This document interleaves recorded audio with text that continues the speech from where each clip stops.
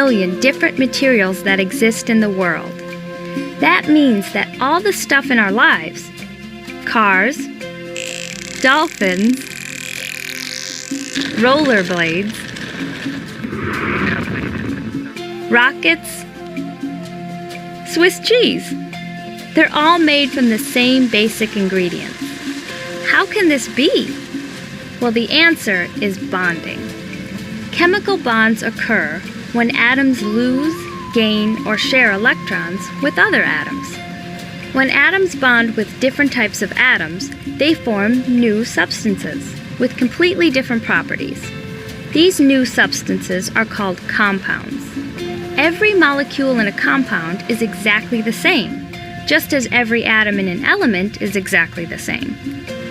This sailboat is the perfect place to talk about two different types of bonding.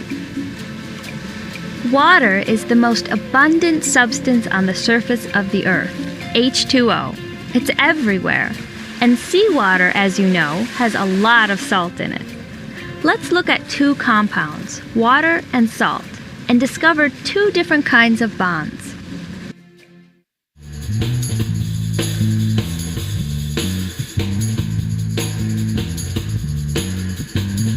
An example of a compound we're all familiar with is plain old water.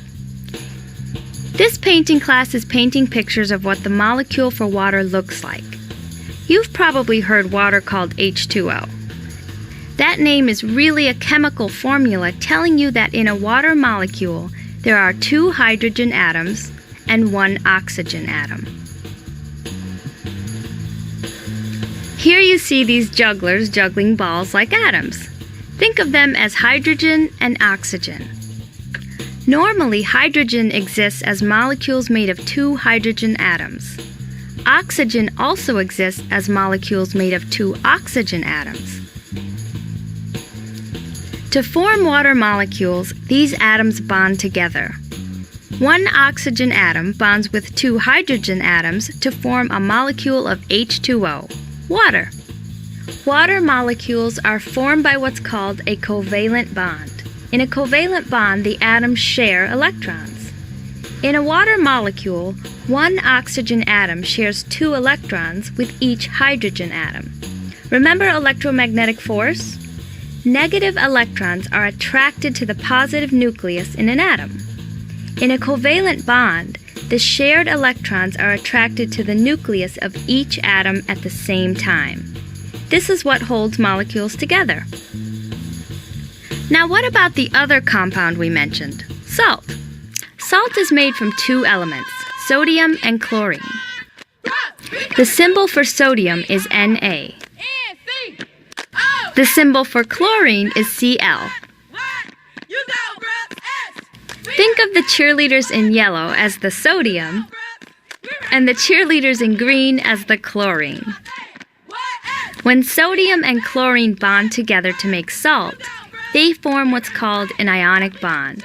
An ionic bond means that one of the atoms loses an electron to another atom, which also means that one of the other atoms gains an electron.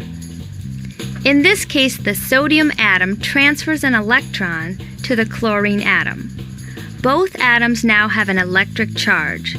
The sodium is now positive, and the chlorine is now negative. Each is now called an ion, a charged atom. So you can see where the name ionic bond comes from.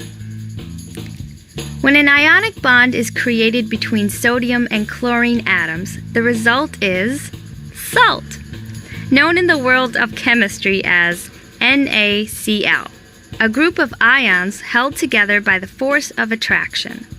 Remember, positives and negatives attract. Another example of electromagnetic force.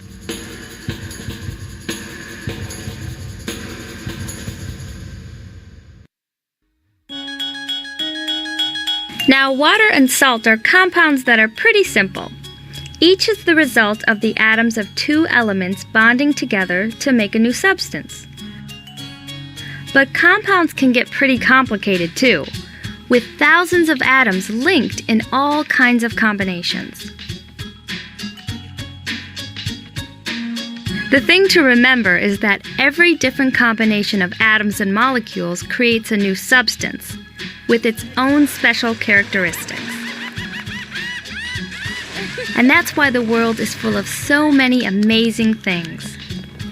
There are other types of bonds, but ionic and covalent bonds are the most common.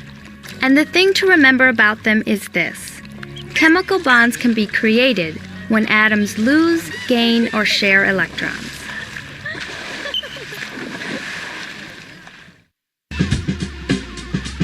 Let's make a note of what we've just covered. Elements are pure substances made of only one kind of atom. Every atom in an element has the same number of protons. It's the bonding of atoms in millions of combinations that results in all the different substances in our world. These new substances are called compounds. We looked at two different types of bonding. Covalent bonds are formed when atoms share electrons. Molecules are created by covalent bonds. Ionic bonds are formed when electrons are transferred from one atom to another. In an ionic bond, one atom loses an electron and one atom gains an electron. Another important thing to know about atoms and molecules is that they don't just sit still, they move. And how they move is another way of determining the properties of different substances. Take water, for example. We know it can be found in three different forms: as a solid, ice; as a liquid, good old water; and as a gas, water vapor or steam. These forms are called phases of matter. Which phase a substance is in depends on the movement of the atoms or molecules in that substance. In a solid, like ice, the molecules are barely moving. This keeps them close to each other in a very rigid structure. And that gives ice the properties of a solid. When energy is added to the molecules in ice by heating it, the molecules vibrate faster and are able to actually move around and away from each other. This causes the ice to melt and take on the properties of a liquid. If the water is heated enough, the molecules move so fast and spread so far apart that they can break away from each other. The liquid water now becomes a gas called water vapor.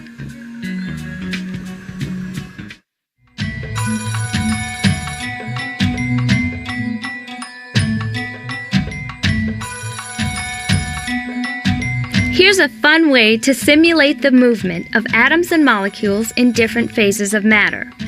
You'll need a small wire mesh cage, a bunch of small styrofoam balls, about 1 1/4 inch in diameter,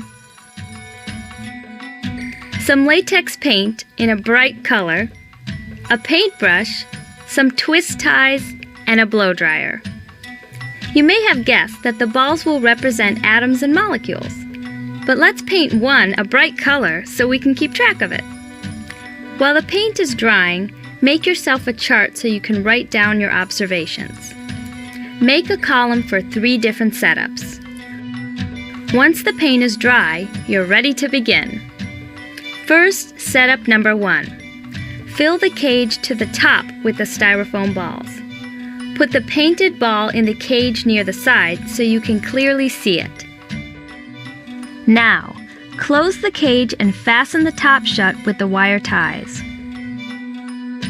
While one person holds the cage in the air, hold the blow dryer under the cage, pointing up.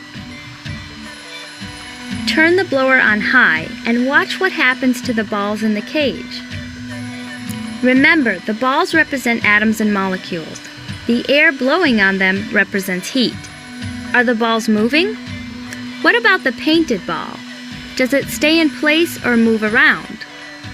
Note your observations under setup number 1. For setup number 2, you'll do the same steps, but this time remove about 1/3 of the balls in the cage. Make sure to leave the painted ball in. Now hold the cage up and turn the blower on again. How do the balls move this